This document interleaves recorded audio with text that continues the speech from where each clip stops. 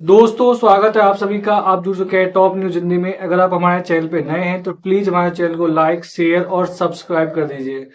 तो आज हम बात करने वाले हैं, क्या कांग्रेस को जनता नहीं बल्कि ईवीएम ने हराया है। जी हाँ, ऐसा मानना है कांग्रेस के वरिष्ठ नेताओं का। 3 राज्यों में चुनाव हारने के बाद कांग्रेस का अभी मंथन चल रहा है कांग्रेस हेडक्वार्टर में।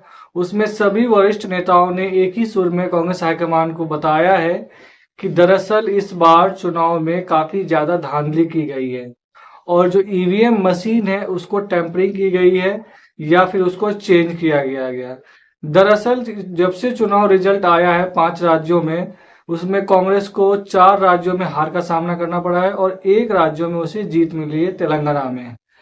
तो सबसे पहले हार के बाद दिग्विजय सिंह ईवीएम को लेकर के काफी ज्यादा हमलावर है। उन्होंने कई आरोप लगाए।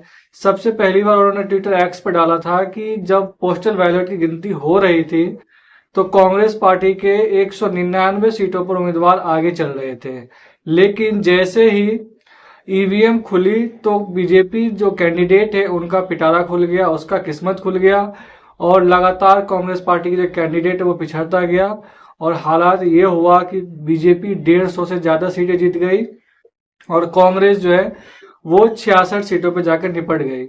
तो इसके बाद कमलनाथ ने भी उसके सुर में सुर मिलाया। उन्होंने कहा कि जब वोटिंग गिनती हो रही थी, शुरुआत हो रही थी, जब ईवीएम खोला गया तो मशीन जब 10 घंटे इस्तेमाल की जा चुकी थी, तो उसके बाद जब मशीन को खोला गया तो उसकी बैटरी पूरी चार्ज मिली थी। ऐसा कैसे हो सकता है जब कोई मशीन पूरा 10 घंटे काम किया जा चुका हो, इस्तेमाल किया जा चुका हो, उसके बाद भी उसका बैटरी फुल चार्ज हो? ऐसा तो नहीं हो सकता है। तो कमलनाथ ने यह आरोप लगाया था कि दरअसल या तो मशीन को बदला गया है या फिर मशीन को टेम्पर्ड किया गया, उसको नया बैटरी लगा करके जो पहले से वोटिंग पड़ी थी उनको हटा करके फिर से दोबारा उसमें वोटिंग किया गया है। ऐसा उन्होंने शंका जताया था। हालांकि समय समय पर उसके बाद कुछ समय बाद जो है भूपेश बघेल ने भी, छत्तीसगढ़ के जो पूर्व मुख्यमंत्री रहे भूपेश बघेल ने भी आरोप लगाया कि जब भी ईवीएम का नाम लो तो भाजपा को मिर्ची लग जाती है। ऐसा क्या है, क्या बीजेपी का जान ईवीएम के अंदर बसती है? दरअसल आरोप कोई भी पार्टी लगाए तो सबसे पहले उसका जवाब उसका जो जवाब है वो भारतीय जनता पार्टी के प्रवक्ता और उसका नेता देने के लिए आ जाते हैं, जबकि ये इसका जवाब जब ईवीएम पर आरोप लगाया जाता है तो इसका जवाब देने का काम चुनाव आयोग का है, न कि किसी पर्टिकुलर पार्टी का। दरअसल चुनाव तो चुनाव आयोग करवाता है, जो भारत का चुनाव आयोग है, तो उसी के अंडर में ईवीएम होता है। तो ईवीएम हालांकि हमेशा से शंका के दायरे में रहा है और समय समय पर इसकी कई सारी पार्टियां हैं जो इस पर आरोप लगाती रही है कि ईवीएम को टेम्पर किया जा सकता है, हैक किया जा सकता है, लेकिन किसी भी पार्टी के पास ठोस सबूत न होने की वजह से इस आरोप को आगे नहीं बढ़ा पाते हैं। इस बार जब मध्य प्रदेश, छत्तीसगढ़, राजस्थान, तेलंगाना का जब रिजल्ट आया उसके बाद कई सारे आरोप लगाए गए हैं। इसके बाद चुनाव के बाद जो है ईवीएम को लेकर के सुप्रीम कोर्ट में बहुत सारे याचिका दायर की गई है। उसमें दिग्विजय सिंह जो पूर्व मुख्यमंत्री रहे कांग्रेस के, उन्होंने भी ईवीएम को लेकर के इस बार सुप्रीम कोर्ट में याचिका दायर किया है। अब इसकी सुनवाई कब होती है तो तारीख अभी तय नहीं हुई है। उससे पहले भी कई पार्टियां इस पर मुख्तलिफ रूप से आरोप लगाते रहे। सबसे पहले मायावती ने लगाया था 2019 के चुनाव में। हालांकि इस बार जब चुनाव वोटिंग गिनती हुई 5 राज्यों में तो मायावती का भी बयान आया था कि इस बार 5 राज्यों का जो चुनाव वोटिंग हुई है उसमें जो हार हुई है वो गले से उतर नहीं पा रहा है। दरअसल उनका भी मानना था, उनका भी इशारा यही था कि शायद ईवीएम को टेम्पर किया गया, हैक किया गया है। तो उससे पहले चुनाव आयोग 2018 में एक बार बुलाया था जब टीडीपी ने आरोप लगाया था कि ईवीएम को हैक किया जा सकता है। तो उस वक्त जो है चुनाव आयोग ने सभी दलों को आमंत्रित किया था कि आप आइए और हैक करके हमें दिखाइए। तो इसमें कई जो राजनीतिक पार्टियां हैं वो कोई नहीं गए, उसके चैलेंज को कोई स्वीकार नहीं किया। हालांकि चुनाव आयोग ने इसके मामले में कई सारी दलील दिए हैं। उन्होंने कहा कि जब इस ईवीएम मशीन को वायर या वायरलेस के द्वारा किसी भी चीजों के द्वारा अगर टेम्पर किया जाता है या किया जाने की कोशिश करते हैं तो ये मशीन ऑटोमेटिक अपने आप काम करना छोड़ देता है, यानी बंद कर देता है। ये जो चुनाव आयोग है उन्होंने इस पर दलील दिया था कि जब भी कोई ईवीएम को टेम्पर्ड या हैक करने की कोशिश करेगा तो ईवीएम जो है वो काम करना अचानक बंद कर देगा। दरअसल इस बार चुनाव आयोग ईवीएम पर सवाल उठना लाजमी है, क्योंकि कई ऐसे कैंडिडेट हैं जो 3 या 4 बार अपने क्षेत्र से विधायक रह चुके हैं, लेकिन इस बार जब वोटिंग की गिनती हो रही थी ईवीएम से जब खुली तो उसके अपने पंचायत अपने गांव से ही वोट नहीं मिले, उनके परिवार के सदस्यों तक का वोट उसमें नहीं गिरा हुआ था।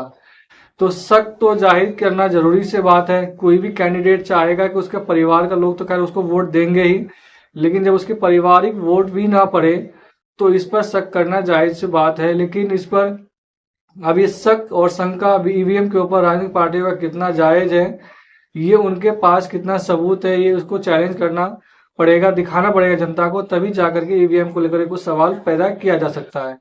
दरअसल ईवीएम जिस देश में बनता है, जो देश हमें ईवीएम एक्सपोर्ट करता है, वो देश भी ईवीएम का इस्तेमाल नहीं करता है। ईवीएम का मतलब होता है इलेक्ट्रॉनिक वोटिंग मशीन।